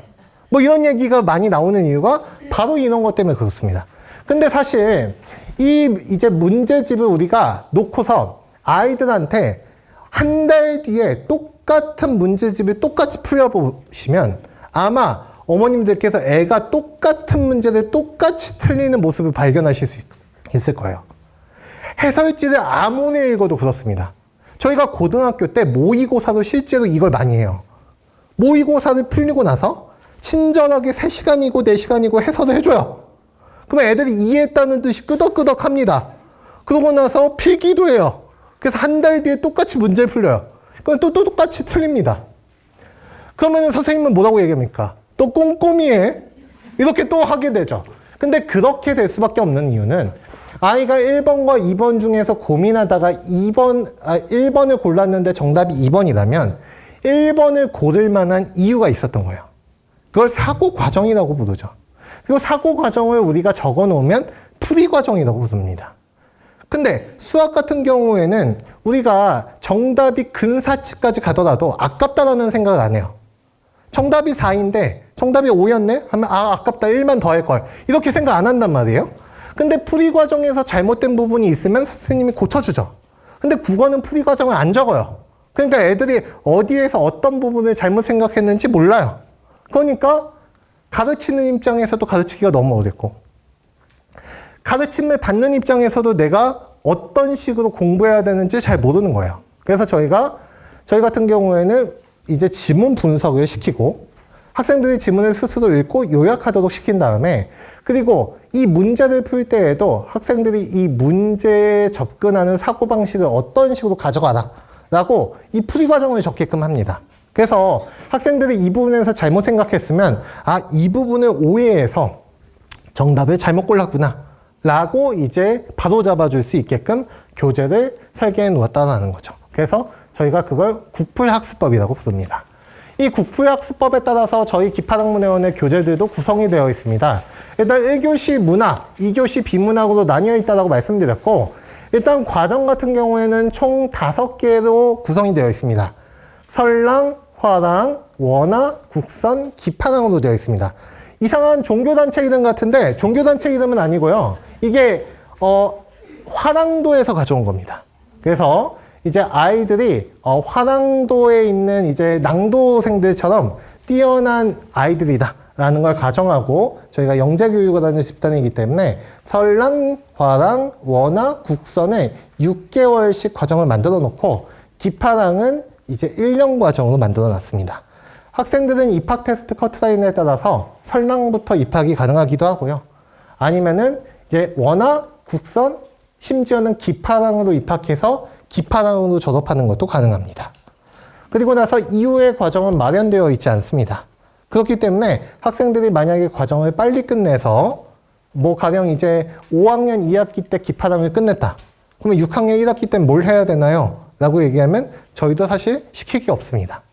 그래서 이제 3년 졸업하는 학원이다 라고 생각하시면 되고요.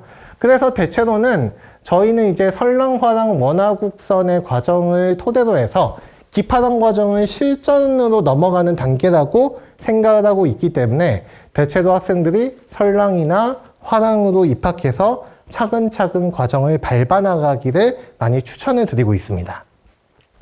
자, 그리고 나서 문학 같은 경우에는 책을 읽는 독서 논술을 진행합니다. 월 2권이라고 되어 있으니까 2주에 책 한 권을 나가는 거죠. 그래서 다른 학원들과 달리 다른 학원들은 한 주에 책 한 권을 나가는 데 비해서 저희는 이제 2주에 책 한 권을 나간다. 그리고 그러면은 이제 비문학을 따로 이제 2교시에 나간다라고 생각해 주시면 좋을 것 같아요. 자, 그러면 책부터 빠르게 설명하면 책 같은 경우에는 문해력 향상에 도움이 되는 이야기책 도서를 발굴하려고 노력을 많이 합니다. 그러다 보니까 신간도서들을 많이 넣게 되고 이러한 신간도서들이 중학교, 고등학교 교과서에 수록되는 경우들도 있어요. 그래서 학생들이 내신에 도움이 된다라고 얘기하는데 근데 저희가 내신을 염두에 두고 이제 책을 선정한 건 아니고 그냥 양서들을 선정하다 보니까 그렇게 됐다라고 생각해 주시면 좋을 것 같습니다. 학부모와 아이가 함께 읽을 만한 책을 선정하려고 많이 노력을 합니다. 그래서 어머님들이 읽기에도 다소 유치하지 않은 작품성을 갖춘 책들을 읽고 아이들하고 같이 책을 읽어가면서 좀 대화도 나누시고 그리고 책과 관련된 어떤 감상도 공유하시면 좋겠다라는 마음으로 어른들도 읽을 만한 책들을 넣으려고 노력을 하고요. 그리고 저희가 이제 비문학 도서는 많이 넣지는 않지만 필수적인 배경 지식을 기르기 위한 개념 도서, 뭐 경제라던가 예술과 관련된 어떤 지문을 이해하는 배경 지식에 도움이 되는 책들은 조금씩 넣어놨습니다. 그리고 내신과 수능에 자주 출몰하는 중단편소설 36편을 읽으면서 저희가 서사 작품을 읽고 이해하는 능력을 기릅니다. 근데 이거에 대해서 오해가 있어서 한 말씀 드리면 이제 저희 학생들이 이제 초등학교 때 그러면은 뭐 소나기 같은 단편소설 읽는 거 아닙니까? 맞죠? 그러면 이제 옆에 이제 자녀가 이제 2명이어서 중학생 자녀가 있으면 중학교 자녀가 소나기를 시험 문제로 공부하고 있어요. 그러면은 형이 혹은 이제 오빠가 이렇게 보면서 애한테 야 너는 왜 이거 공부해? 왜냐면 똑같이 소나기를 공부하고 있으니까. 그래서 야 너 이거 공부 지금 안 해도 돼. 야 이걸 왜 지금 공부해? 이렇게 이제 대화하는 모습을 보면서 이제 엄마가 아 애한테 너무 과한 걸 시키는구나 라고 생각하고 저희 원에 전화를 주시는 경우들이 많습니다. 근데 사실 저희가 내신에 나오는 것처럼 그 작품을 전체적으로 읽고 막 문제를 막 200문제, 300문제씩 풀면서 이 지문 아예 외워라 이런 차원으로 공부를 시킨 게 아니다. 1910년대부터 이제 2000년대 초반까지 이제 근현대 작품들을 좀 시대별로 읽으면서 아 1910년대 사람들은 이런 고민을 가지고 살아갔구나. 1930년대 사람들은 뭐 휴대폰이라는 수단이 없어가지고 소통에 이런 불편이 있었겠구나. 뭐 이런 것들을 이제 학생들이 이제 실제로 문학 작품을 통해서 간접적으로 체험하라는 차원에서 넣어놓는 거지 이 작품을 외우고 내신에 대비하라는 차원에서 넣어놓는 게 아닙니다. 그래서 그런 것들을 조금 해명하고 싶었고요. 어머님들께서 지금 가지고 있는 거랑 교재가 조금 다를 거예요. 맞죠? 저희가 이제 학생들의 교재를 실제로 가져와 봤습니다. 물론 잘한 애들 걸 가져왔겠죠? 제가. 그래서 필기 우수자라는 걸 저희가 이제, 분기별로 이제 학생들을 이제 뽑고 있고요. 그리고 나서 학생들이 실제로 필기하고 있는 걸 가져왔습니다. 그리고 앞으로는 이 필기를 조금 더 강화하려고 합니다. 왜냐하면 학생들의 학습 태도나 자세가 중요하다고 생각하기 때문에 학생들한테 공부를 어떤 식으로 해나가야 주체적으로 공부하는 것인지, 시간을 낭비하는 공부가 아니라 정말로 시간을 할애해서 뭔가를 배우는 공부는 어떻게 해야 되는 것인지를 알려주고 싶어서 계속 필기 우수자를 선정하고 애들을 교정해 주려고 하고 있어요. 그래서 보면 여기에 이제 학생들이 이제 밑줄을 긋습니다. 이 문단의 핵심적인 내용과 그리고 여기 1, 2, 3, 4, 5를 보면은 이 1번, 2번, 3번, 4번, 5번에 O와 X를 치는 근거가 있겠죠. 그거를 이렇게 애들이 정리해 놓은 거라고 생각하시면 됩니다. 그리고 나서 여기 보면은 이제 사자성어가 있죠. 사자성어의 뜻풀이를 자기가 이렇게 정리를 해옵니다. 그래서 학생들 같은 경우에는 매 주마다 실제로 자기가 읽는 책과 관련되어 있는 칼럼을 읽고 그리고 나서 내용 정리를 하고 어휘 정리를 하고 고사성어 정리를 하고 이 칼럼의 핵심 내용을 한 문장으로 요약하는 훈련을 진행합니다. 배경지식 공부도 해요. 그래서 책과 관련되어 있는 배경지식을 쭉 정리하고 영상을 보고 이제 문제를 해결하면서 발표를 진행합니다. 다음으로 넘어가면 이제 저희가 사실적 이해라고 하는 걸 진행합니다. 저희는 책을 2주에 걸쳐서 읽는다고 말씀드렸잖아요. 첫 번째 주차에는 책을 정독하는 데 초점을 맞춥니다. 그래서 이 정독하는 데 초점을 맞춘다는 게 무엇이냐? 학생들이 독서논술 수업을 하면 굉장히 이상한 대답을 할 때가 있어요. 책을 이해를 못한 것처럼. 근데 그러면 선생님도 갈등에 빠집니다. 이걸 창의력의 영역으로 봐주고 응원해줘야 될 것인가? 아니면 잘못 읽었다라고 교정을 해줄 것이냐? 이거에 대해서 판단이 갈리는데 사실 저희 같은 경우에는 일단 기본적으로 책의 내용은 있는 그대로 이해하고 오독하지 말자가 핵심입니다. 그래서 이제 학생들이 이렇게 책을 읽고 뭐 책을 보면서 적든 아니면 책의 내용을 기억하면서 적든 이렇게 빈칸을 채워요. 그러면은 저희는 아, 얘가 책을 잘 읽었구나. 혹은 책을 잘못 읽었구나. 라는 걸 파악하고 더불어서 많은 친구들이 틀리는 문제들이 있겠죠. 그러면 그 부분은 아, 애들이 이 부분을 자꾸 이렇게 오독하는구나. 이 부분을 바로 설명해 줘야 되겠구나. 라고 교정을 해줍니다. 그리고 이 사실적 이해를 저희가 굉장히 중시해서 이걸 안 해온 친구들은 옆방에 유배를 보냅니다. 그래서 이제 애들 같은 경우에 이 책을 이거 사실적 이해를 안 해오면 학원에 안 오거나 아니면 학원에 와서 책을 읽고 옆방에서 풀고 들어가는 경우가 많아요. 근데 그거를 저희가 하는 이유는 무엇이냐? 우리가 이제 독서논술 학원들을 운영하다 보면 이런 류의 생각들이 가끔씩 듭니다. 처음에는 아이들이 책을 굉장히 열심히 읽어요. 맞죠? 그래서 어머님도 굉장히 흐뭇하게 받아봅니다. 그러다 애가 이제 한 달쯤 지나면 자체적으로 퀴즈를 내기 시작해요. 어떤 퀴즈? 내가 절반만 읽었을 때 선생님이 알까 모를까? 라는 생각으로 이제 한번 이제 퀴즈를 내보죠. 그러면 이제 선생님이 모르는 것 같기도 하고 혹은 선생님이 알아도 야, 너 다음에 잘 읽어와 라고 하고 선생님이 친절하게 설명해줘요.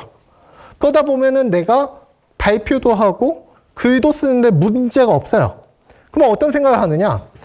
안 읽으면 개이득 같다는 생각을 하기 시작합니다. 맞죠? 그래서 아, 조금 더 안 읽어 가볼까? 내가 4분의 1만 읽었을 때 이 수업을 따라갈 수 있을까? 자신에 대한 퀴즈를 내기 시작합니다. 자신의 역량을 테스트해보는 거죠. 근데 그러다가 점점점 책을 안 읽기 시작해요. 그러면 어머님들은 어떤 생각이 드느냐?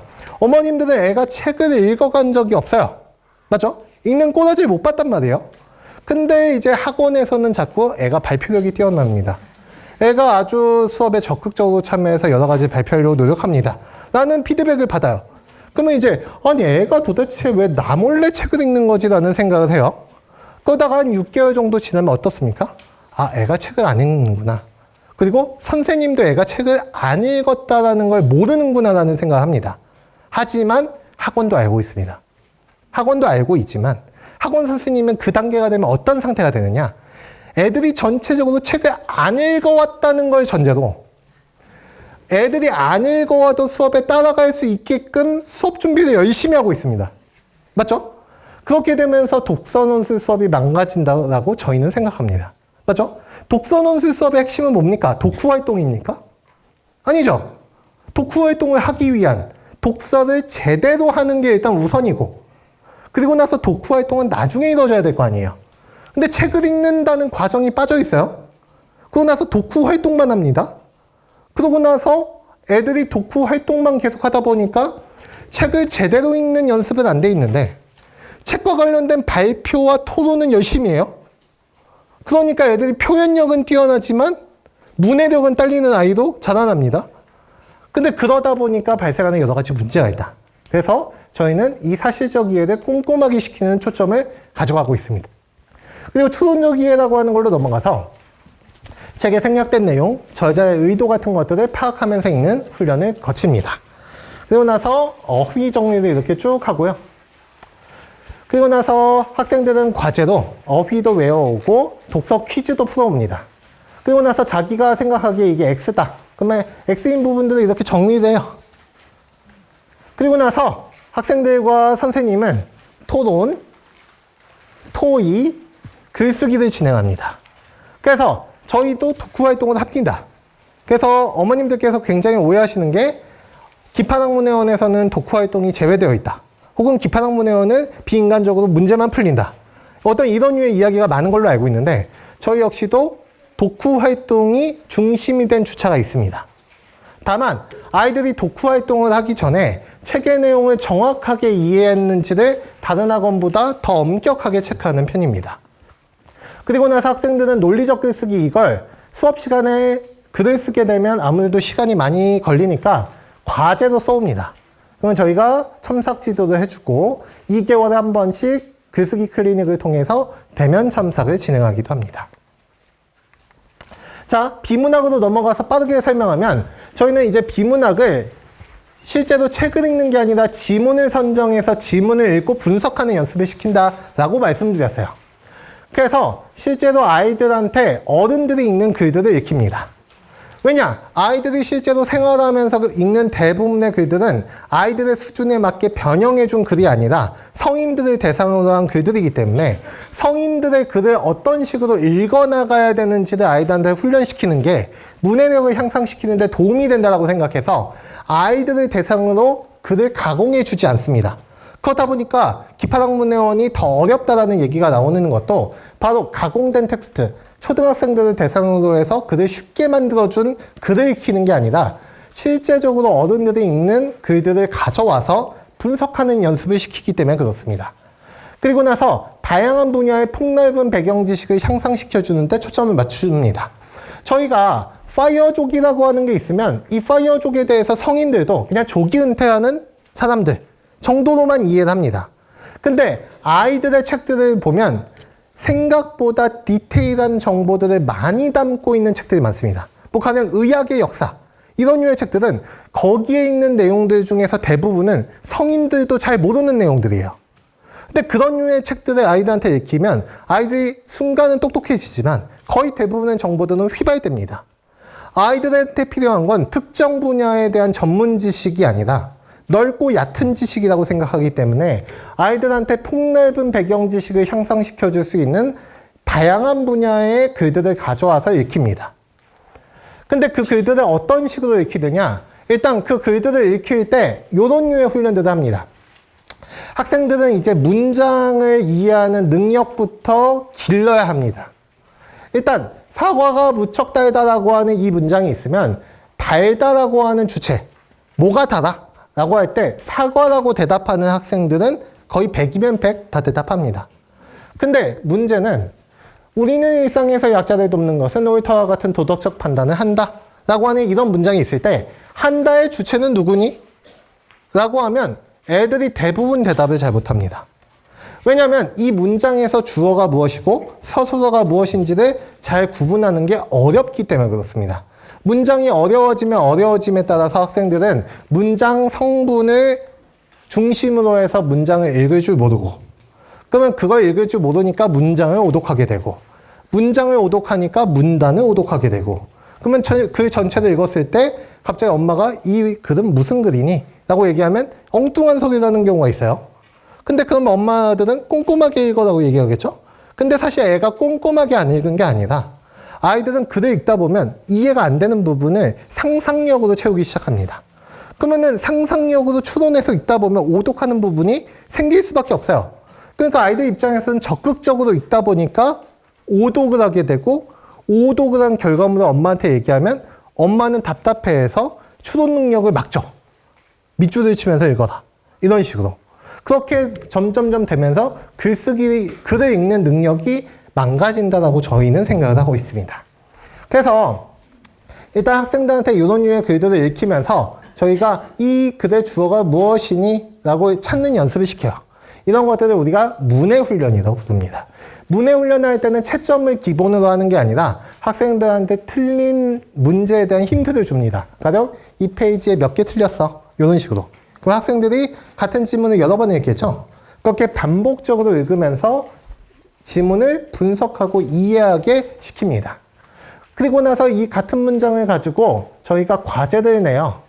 우리는 일상에서 약자를 돕는 것은 옳다와 같은 도덕적 판단을 한다는 게 맞다면, 우리는 일상에서 도덕적 판단을 하며 살아간다는 참인지 거짓인지, 모든 선행은 도덕적 판단에 따라 이루어진다는 내용을 이 문장을 통해서 도출할 수 있는지 없는지를 이제 문제를 출제한단 말이에요. 그리고 나서 그거를 아이들한테 이런 식으로 시킵니다. 일단 아이들한테 1번을 만약에 너가 O라고 골랐다면 O라고 고른 근거가 어느 부분이 있냐. 이렇게 근거를 밑줄치게 합니다. 그리고 틀린 부분이 있다면 틀린 부분을 스스로 내용 정리를 시켜요. 그래서 이 부분은 이 부분에서 틀렸구나. 이 내용이 빠져 있구나. 이 내용이 채워져 있다면 이 문장은 동그라미였을 거야.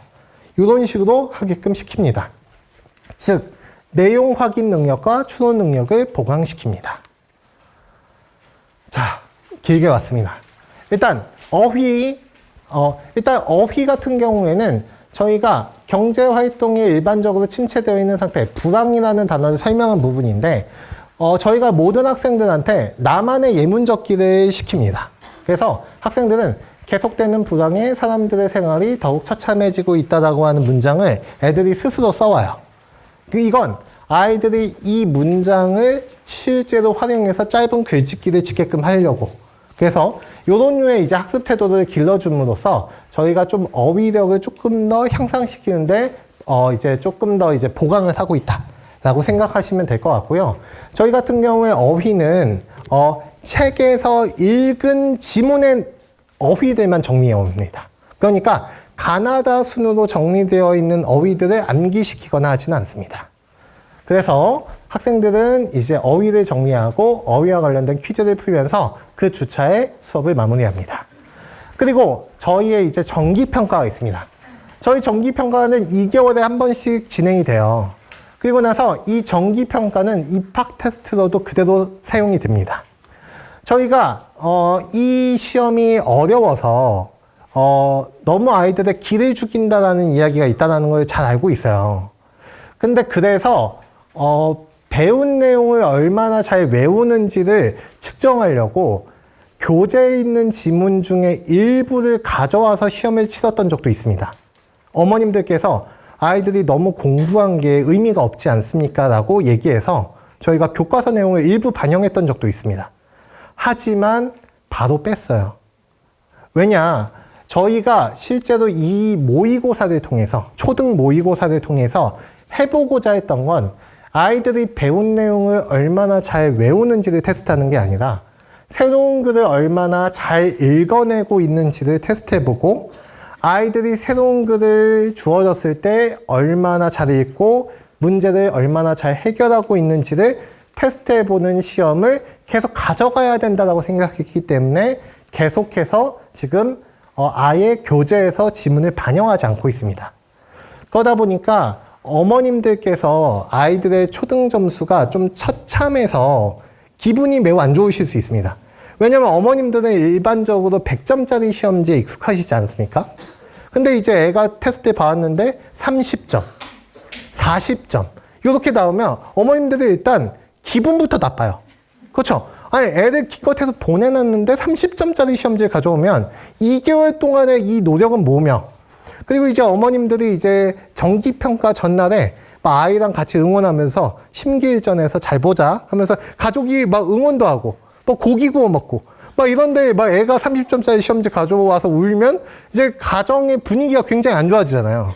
근데 그런 상황이기 때문에 이제 어머님들의 마음도 이해하지만 제가 말씀드린 게 뭡니까? 공식 3번 뭐였죠? 국어는 집 한 채를 팔아도 점수가 안 오릅니다, 잘. 근데 초등이라고 해서 점수가 비약적으로 껑충껑충 뛰지 않아요. 2개월마다 10점씩 뛰면 얼마나 좋아요. 근데 그렇게 오르는 애들은 거의 없습니다. 그렇기 때문에 아주 더디게 조금씩 올라갈 거고 6개월에 10점만 올라도 대단히 많이 오는 거라고 생각하면 됩니다. 그렇기 때문에 학생들의 기본적인 문해력을 조금씩 올려서 학생들이 나이를 초월한 문해력을 갖게 되거나 혹은 상대적으로 높은 문해력을 갖게 돼서 중학교, 고등학교 때 학업을 수월하게 맞출 수 있도록 하는 게 저희의 바람이고, 근데 지금 중학교, 초등학교, 중학교에서는 이런 문해력을 테스트하는 시험이 거의 없고 중학교 때에는 교과서의 내용을 얼마나 잘 암기해서 문제를 몇백 문제를 풀었는지를 측정하는 아주 비인간적인 형태의 내신 시험만 남아있기 때문에 학생들이 자기의 문해력을 객관적으로 측정할 수 있는 시험이 없다라고 해서 저희가 이 시험을 지속해서 치르고 있는 거라고 생각해 주시면 좋을 것 같고요. 그래서 이 시험을 저희가 2개월마다 한 번씩 치르고, 그리고 이 시험은 이제 입학 테스트로도 열려 있습니다. 그래서 이제 저희가 짝수 달의 두 번째 주차에 시험이 매번 갱신되기 때문에 어머님들께서는 이번 설명회를 듣고 나서 한번 설명회에서 듣고 아이한테 한번 좀 교육을 시켜보고 싶다 라고 한다면 이제 오늘 바로 입학 테스트를 신청하셔도 되고요. 입학 테스트를 신청해서 만약에 점수가 안 나왔어요. 그러면은 6월 2주차 때 시험지가 갱신됩니다. 그래서 그때 이제 시험을 봐서 들어오시면 되고, 근데 또 그때 마음에 드는 시험이 아니다. 그러면 어떻게 되면 됩니까? 8월 2주차 때 시험을 보면 됩니다. 그리고 또 어머님들께서 이제 부직포 가방에 저희 나라샤 교재라고 해서 짧은 증정용 교재를 받으신 게 있어요. 이제 어머님들께서 이제 시험에 탈락하면 자꾸 이제 그러면 앞으로 어떤 공부를 시켜야 되나요? 라고 얘기하는데, 저희가 그래서 이제 그 외부에서 판매하는 교재들 많이 추천해 줬었는데 좀 그게 저희 저희 기파학문회원의 스타일과 많이 다르다, 별로 도움이 안 된다라고 해서 저희가 실제로 판매하고 있는 교재 일부를 가져와서 시험 대비용으로 만든 겁니다. 그래서 학생들하고 그거를 이제 훈련하면서 이제 시험을 보시기 전에 한 번 정도 돌려서, 혹은 이제 2번 정도 돌리면 더 좋겠죠. 그렇게 이제 학습을 시킨 다음에 시험을 보시면 조금 더 좋은 점수가 나오지 않을까라는 생각이 듭니다. 주간 테스트 그리고 매주 피드백 문자를 발송합니다. 그래서 매주마다 주간 테스트를 치르고요. 저희가 원래는 70점이 기준이었는데 이제 올해부터 80점으로 높였습니다. 그래서 80점이 안 되는 친구들은 재시험을 치릅니다. 그래서 저희가 주간 테스트도 올해부터는 강화해서 조금 더 학생들이 저희 학원을 다니면서, 저희 학원을 다녔을 때 점수 이제 다니기 어려워서 그만뒀어요 라는 소리는 듣더라도 학원을 다 다녔음에도 불구하고 점수가 안 올랐어요 라는 소리는 듣지 않도록 주간 테스트와 과제 검사를 조금 더 이제 좀 더 엄격하게 하고 있고요. 그리고 매주 이제 피드백 문자를 전송해서 아이들이 수업을 어떻게 듣고 있는지, 어떤 부분을 집에서 좀 신경을 써주셔야 되는지, 이런 부분들을 선생님들께서 조금 더 디테일하게 어머님들께 알려드릴 수 있도록 이 피드백 문자 역시도 올해부터 조금 더 자세해지고 친절해졌을 겁니다.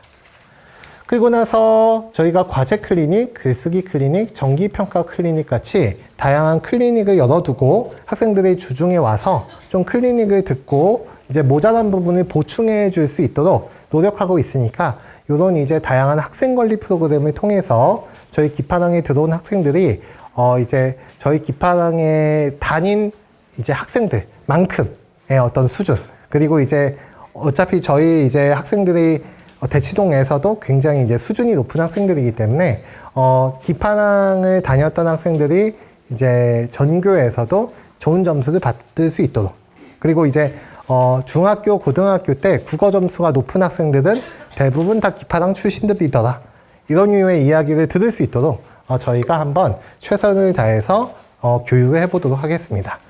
글터 설명이 남았는데 이 글터 설명 같은 경우에 하면 너무 늦어질 것 같아서 그냥 이제 프린트물로 좀 보시거나 저희가 QR코드를 넣어놨습니다. 제가 이제 말이 길기 때문에 어차피 못할 거라는 걸 알고 있었어요. 그래서 QR코드를 이제 넣어놨거든요. 그러면 이제 저희 부센터장님께서 이제 글쓰기 센터에 이제 설명회를 이제 영상 녹화해 놓은 게 있는데 요거 이제 보시면 실제로 부센터장님께서 수업을 진행하시기 때문에 수업을 진행하시는 선생님의 이제 조금 더 자세한 설명을 들으실 수 있을 것 같습니다. 그리고 마지막으로 8월 15일 날 저희가 문해력 경시 대회를 진행합니다. 전국에서 최초로 진행했지만 3회밖에 되지 않습니다. 굉장히 안타깝다고 생각하고 이런 문해력을 측정하는 시험이 계속해서 학생들한테 좀 도움이 될 수 있도록 좀 어머님들께서도 많은 관심을 가져주시면 좋을 것 같아요. 사실 저희가 이걸 운영하면 거의 적자가 한 4, 5천 될 것 같아요. 이제 전국에서 진행하고 아무래도 이제 여러 가지 한계로 인해서 사실 이렇게 수익적인 사업은 아닌데 그럼에도 불구하고 저희가 계속 학생들에게 문해력을 측정하는 어떤 기본적인 좀 권위 있는 시험은 있어야 되겠다라는 생각을 가지고 있고, 저희 재원생들한테도 일정 정도의 어떤 목표를 좀 설정해 주고 싶어서 운영하는 시험이기 때문에 혹시나 관심이 있는 학부모님들께서는 지원해서 한번 시험을 치르시는 것도 좋을 것 같습니다. 그래서 저희가 올해도 3회가 되고 저도 요거를 그냥 진행하면서 저희 선생님들하고 같이 운영도 해보고 하면서 느낀 건 학부모님들께서 애들 손 붙잡고 와가지고 시험 보시고 그리고 시상식에 와서 이제 사진도 촬영해 가시고 이런 모습들 보면은 되게 좀 개인적으로 뿌듯하더라고요. 그래서 이런 시험들은 좀 계속해서 좀 유지돼서 제가 이제 딸이 얼마 전에 나왔는데 근데 이제 딸도 이제 좀 볼 수 있도록 좀 오래 유지가 됐으면 좋겠습니다. 그래서 이것도 이제 홍보하면서 제 긴 설명에 마무리해 보도록 하겠습니다. 긴 시간 동안 수고 많으셨습니다. 감사합니다.